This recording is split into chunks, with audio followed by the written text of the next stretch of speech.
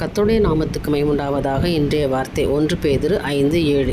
அவர் உங்களை விசாரிக்கிறவரானபடியால் உங்கள் கவலைகளை எல்லாம் அவர் மேல் வைத்து விடுங்கள். எனக்கு அருமையானவர்களே, உங்களுக்கு கவலைங்க எல்லாம் ஆண்டவர்கிட்ட ஒப்பு கொடுத்துற நாள் தான் இன்றைக்கு இல்லையா?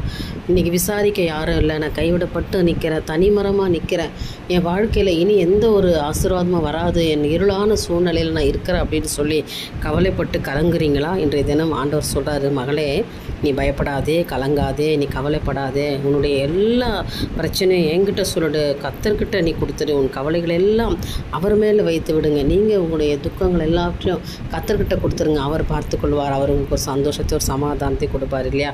அவர் விசாரிக்கிறாரா? இன்றைய தினம் உங்களை விசாரிக்கிறா, என்ன வேணும் மகளே, நீ என்ன குறையோடு இருக்கிற அப்படின்னு சொல்லி ஆண்டவர் நீ விசாரிக்கிற தேவனாக இருக்கிறபடினால நீங்கள் உங்கள் கவலையெல்லாம் ஆண்டவர்கிட்ட ஒப்பு கொடுத்துருங்க. கர்த்தர் பார்த்து உங்களுக்கு ஒரு ஆசீர்வாதத்தை இந்த நாளில் கொடுப்பார். நம்பிக்கையோடு இந்த நாளை துவங்குங்க. இந்த வசனத்தை உரிமை பாராட்டி ஜெபம் பண்ணுங்க. கர்த்தர் நிச்சயமாக இன்றைய தினம் ஒரு அற்புதத்தையும் அதிசயத்தையும் உங்களுக்கு செய்வாராக. என் தேவனுக்கே மகிமை உண்டாகட்டும். ஆமென்.